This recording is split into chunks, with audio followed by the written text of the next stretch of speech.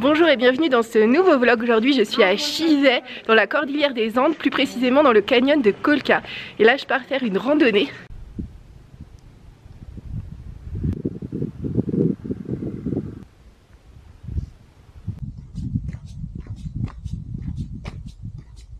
L'idée de cette randonnée, c'est de marcher jusqu'à un petit village qui s'appelle Coporaque.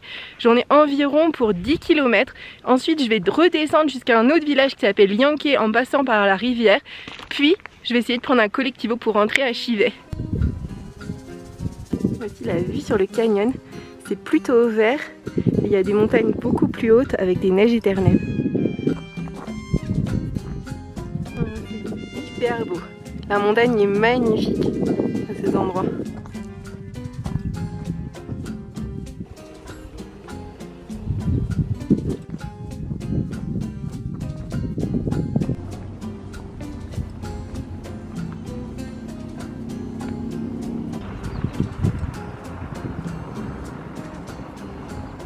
Au début je n'étais pas convaincue par cette randonnée parce qu'en fait au niveau de Chivay le canyon est relativement large et donc j'avais peur que ce soit pas très intéressant. Et plus j'avance, plus je trouve que c'est magnifique. Les paysages sont trop beaux. Alors effectivement on n'a pas cet effet d'un canyon hyper rétréci, mais c'est quand même magnifique. Ici, pour pouvoir cultiver la terre malgré la montagne et le dénivelé, ils ont créé des terrasses et donc ils font de l'agriculture en terrasse. Apparemment la traite ici se fait toujours à la main. On voit le veau qui voit l'humain lui voler tout son lait. Deux mondes se croisent, un bus touristique et un tracteur.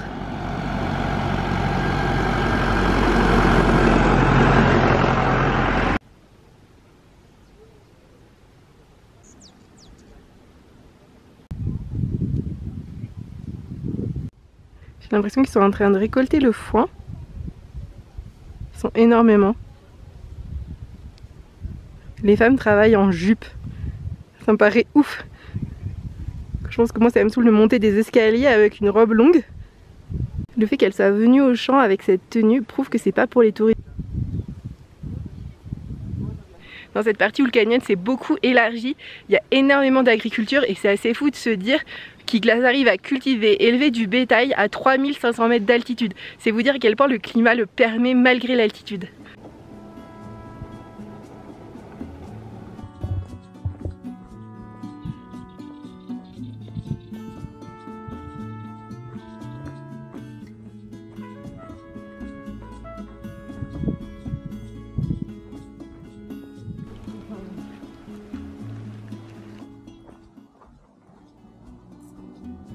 La partie facile est terminée, maintenant c'est parti pour le dénivelé. Je crois que j'ai 200 mètres de dénivelé positif à faire. Voici la porte de Coporaque. Ici, pour marquer l'entrée de chaque village, il y a une porte en brique ou en pierre, je ne sais pas exactement.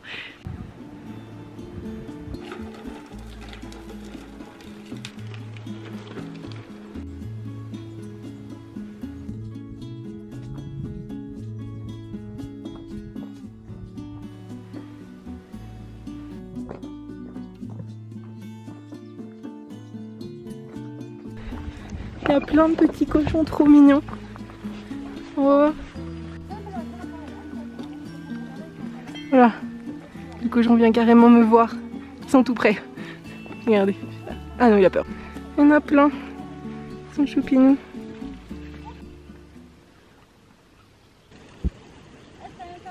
Je suis dans la partie où ça monte, en sachant que vu l'altitude à laquelle je suis, c'est-à-dire 3450 mètres, il n'y a pas tout l'oxygène qu'il peut y avoir au niveau de la mer.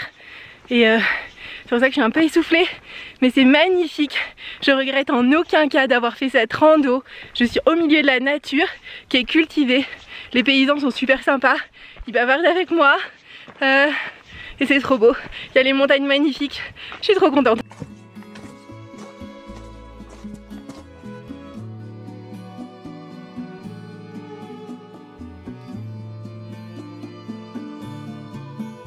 Je peux vous dire que personne ne fait cette rando, donc je suis complètement toute seule. Si vous avez envie de vivre les Andes par vous-même, faites cette rando.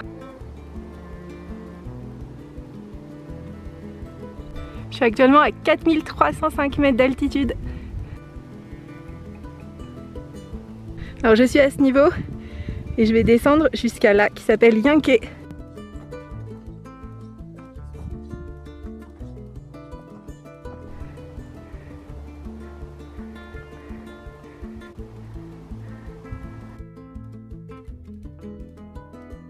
Je suis sur ce chemin et comme vous voyez, je vais faire ce petit tour pour descendre là plus bas.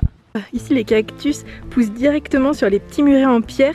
D'ailleurs il y a 2 petits murets en pierre le long du chemin, c'est trop adorable. Panneau qui vous indique les directions et comme moi je vais à Yankee, je vais passer par ce petit chemin.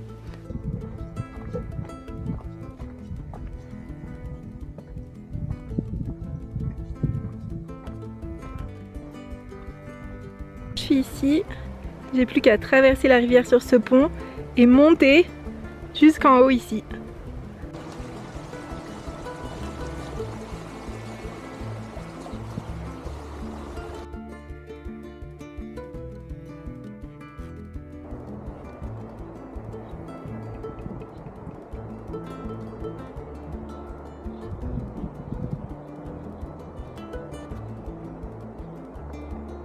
La rivière est tout en bas, au milieu de la roche.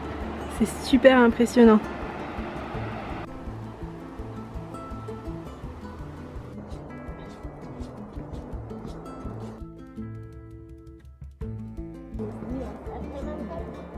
Il est 11h pile et je suis arrivée sur la place principale de Yankee.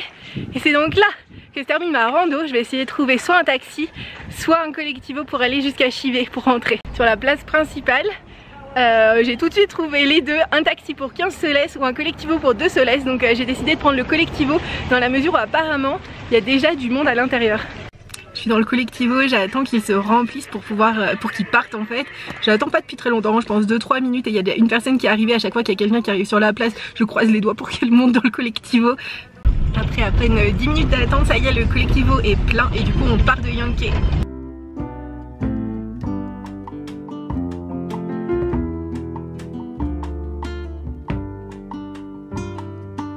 J'ai mangé dans un buffet à volonté, il est plutôt bien noté et j'ai eu une bonne expérience avec un buffet à volonté. Celui-ci coûte 40 pesos, soit 10 € pour tout sauf les boissons. Ici vous avez des carottes avec des haricots, la fameuse salade traditionnelle des Andes, du poisson avec des oignons et des tomates, du guacamole, une salade de pâtes, des petits épis de maïs croustillants, des beignets de pommes de terre avec du poulet à l'intérieur, du ceviche, une salade de tomates et de la betterave, une salade de concombre et une salade de pommes de terre. Et toutes les sauces, alors celle-là elle est piquante, après il y en a plus, je ne sais pas du tout ce que c'est, il faudrait que je goûte toutes les sauces.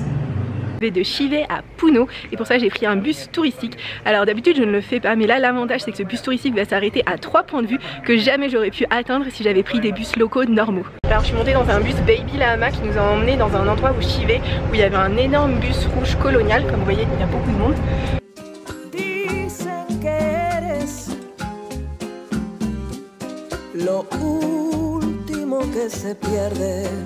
Voilà, je vois Chivay pour la dernière fois.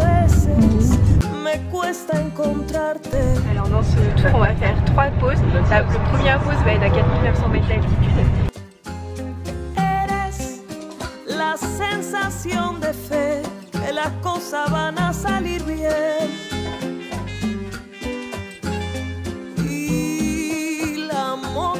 Je suis à côté du guide et du coup je lui ai demandé comment on faisait pour différencier les lamas et les alpacas. Et en fait les alpacas sont à 85% blancs et en plus ils ont un visage petit alors que les lamas ont un long nez.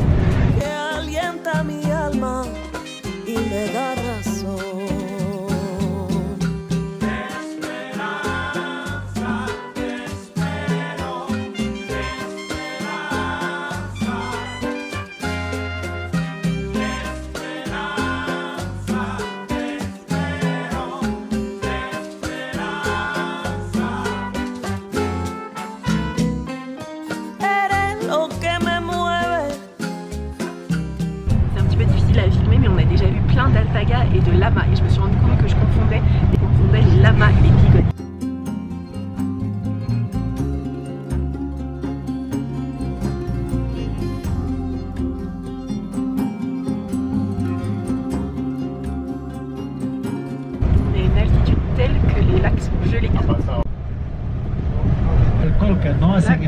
des volcans.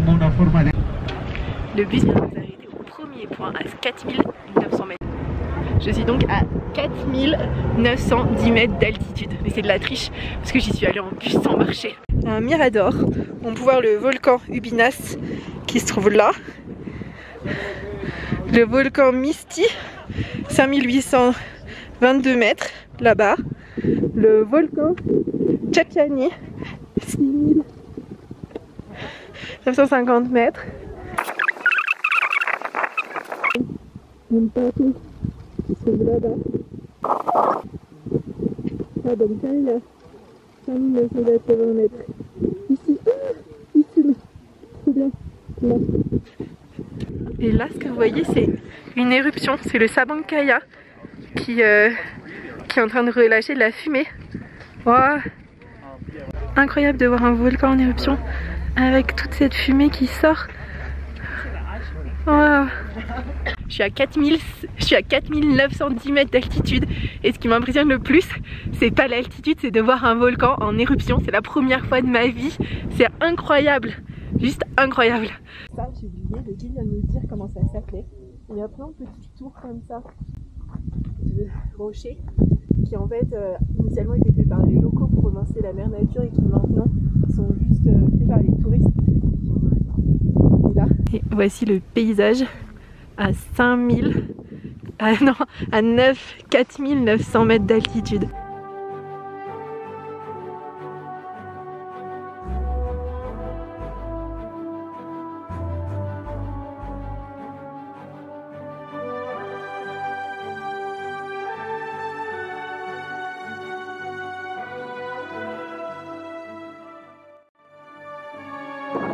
Je sais pas que je suis pas toute seule, il y a évidemment tous les bus qui s'arrêtent ici et notamment toutes les personnes qui se trouvent dans mon bus rouge qui est là. Alors là pour l'instant, comme je viens de descendre du bus, mon corps se rend pas encore compte qu'il manque 50% de l'oxygène qu'il y a normalement au niveau de la mer pour respirer. Donc je vais plutôt bien. Mais quand je suis montée dans le bus, j'ai vérifié ma saturation en oxygène. Elle était de 81 quand je suis montée dans le bus à 3006. Je vais voir si mon corps s'est quand même un peu aperçu du truc.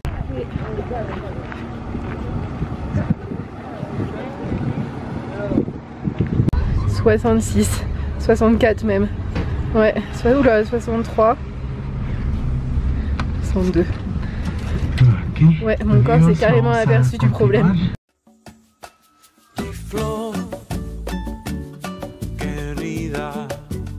Mon corps s'est clairement aperçu du petit manque d'oxygène. Je pense que là ça va mieux, j'ai un petit peu mal à la tête mais tout va bien. Là on se rend au deuxième point de vue et j'ai hâte d'y être même. Enfin en fait j'ai pas hâte d'y être parce que c'est déjà magnifique juste de regarder par la fenêtre, donc je veux que ce trajet dure toujours. Là on est en train de traverser la pampa de Dorca qui est une zone, en fait un immense plateau avec pas mal de végétation avec une altitude moyenne de 4300 mètres d'altitude.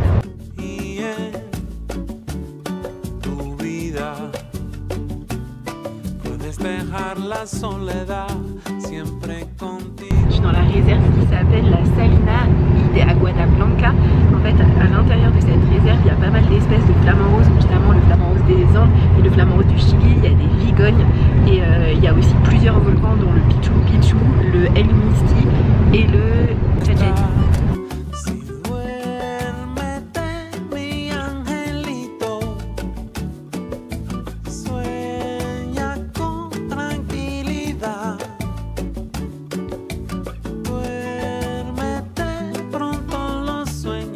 La deuxième pause est au niveau d'un endroit qui s'appelle Pataguasi à 4000 mètres d'altitude. Le guide nous a beaucoup vanté le thé de ce restaurant, par contre il nous a dit de ne pas acheter de souvenirs aux personnes mais d'attendre d'être au prochain stop.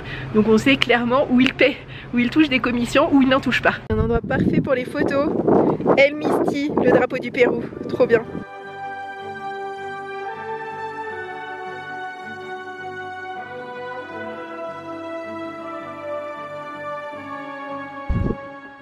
Il y a un alpaca, il est blanc et il a une petite tête.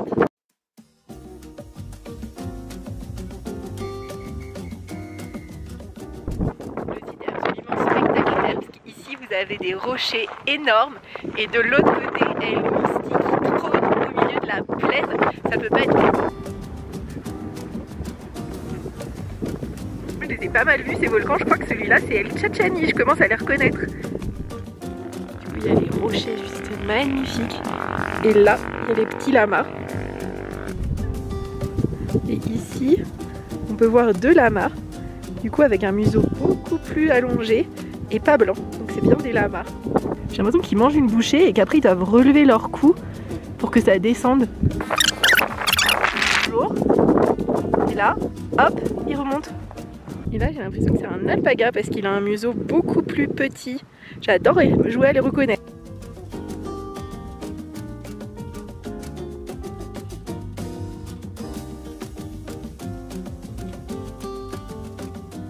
Dans le programme, le premier arrêt devait durer 10 minutes et finalement il a duré 5 minutes. Et la deuxième pause devait être 20 minutes dans la nature. Et il s'avère que c'est plus 10 minutes pour aller acheter du maté dans un restaurant qui semble être affilié au tour opérateur. Alors voici l'intérieur du fameux restaurant. Vous pouvez acheter pas mal de choses. Et voici les prix. En fait c'est pas si cher que ça. C'est 5 ou 4 pour un thé. Donc c'est pas très cher. Ah, là je suis à 4000 et ça se voit largement parce que je suis quand même à 76, 74. Bon ça descend un peu mais c'est complètement différent de 4009.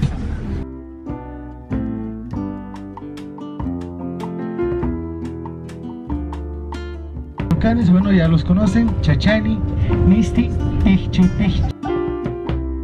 Y si nos entregamos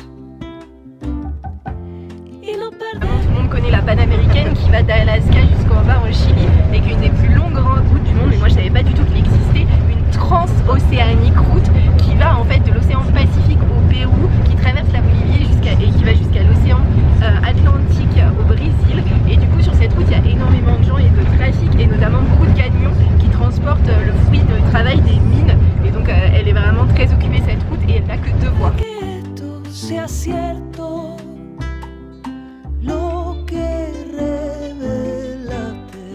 Alors tous les noms ici sont des noms d'origine quechua ou même du langage d'avant les quechua qui s'appelle le Ama, quelque chose comme ça, je vous mets le nom en bas.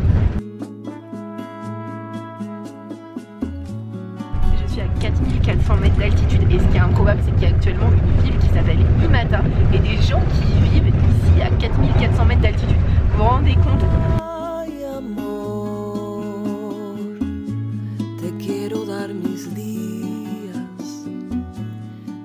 Ça fait maintenant des heures qu'on roule et pour autant le paysage est strictement identique, c'est-à-dire des plaines vertes un peu vallonnées. C'est pareil partout à perte de vue.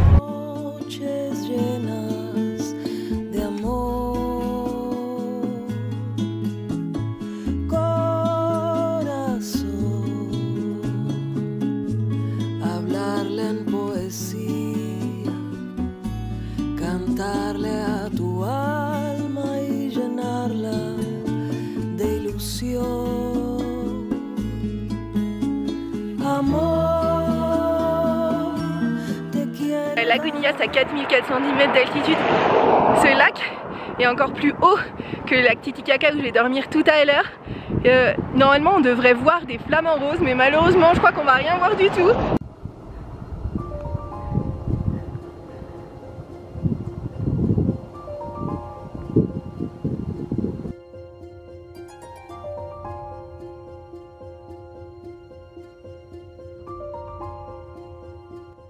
Ce lac est absolument stupéfiant parce qu'il est bleu, parce que tout autour il y a la montagne, il y a la montagne verte. Oui, je suis à 4400 mètres et je crois que mon cerveau fonctionne plus tout à fait bien. En tout cas, ce qui est sûr, c'est qu'il est magnifique. Malheureusement, je vois pas de flamants roses alors que je voulais vraiment en voir et je suis pas sûre qu'il y en ait.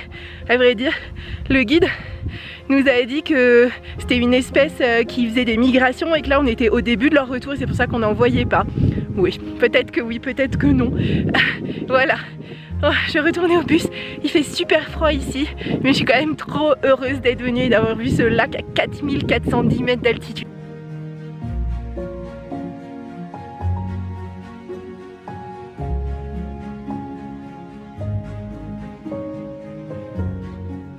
Tout autour ressemble à ça de près. Quand je me regarde en photo, j'ai l'impression que c'est pas moi. C'est trop bizarre. Tellement j'y crois pas que je sois là. C'est fou.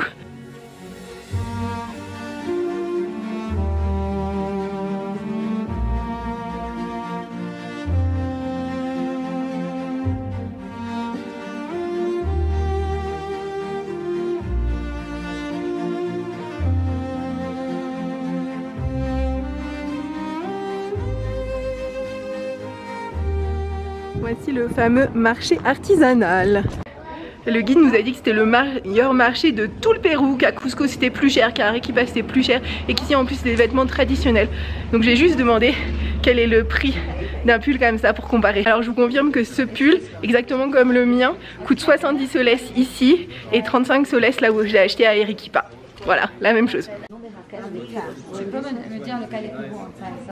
Oh, ça va largement. Je suis hyper bien, trop bien. Long programme, on avait un mirador, un lieu naturel et un lac. Et en fait c'est devenu un mirador de 3 minutes, un restaurant et un marché artisanal. Une fois que tout le monde est remonté dans le bus, le guide est parti faire un petit tour au marché artisanal, surtout pour récupérer ses rétrocommissions.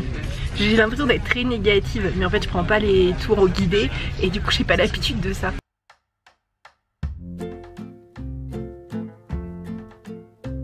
Hoy pienso en qué pasó y cómo me afectó las horas que pasé en aquel bus.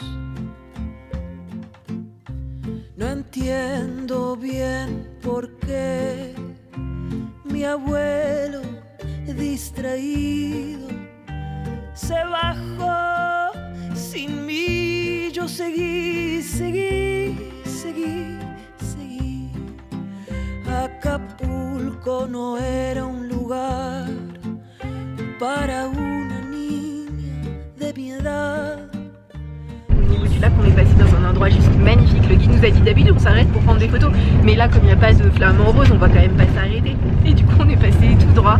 Enfin il nous a aussi expliqué plein de trucs super intéressants. Par exemple ici on est trop près de l'équateur pour qu'il y ait l'hiver, l'automne, l'été et le printemps. Mais il y a seulement 2 saisons, la saison sèche et la saison humide où il pleut beaucoup.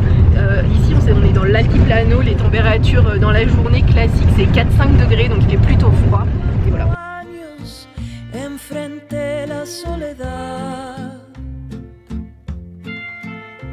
del bus, te vi pasar y la calle caminar y a pesar del miedo. Le soleil est en train de se coucher donc bientôt on va plus rien voir. J'aurai plus qu'à dormir jusqu'au lac Titicaca. Ils vont me déposer dans le centre-ville de Puno. Il faudra encore que je prenne un taxi jusqu'au port. C'est la fin de ce vlog, merci de l'avoir regardé jusqu'ici. N'hésitez pas à le liker si vous l'avez aimé et à vous abonner pour voir celui de la semaine prochaine.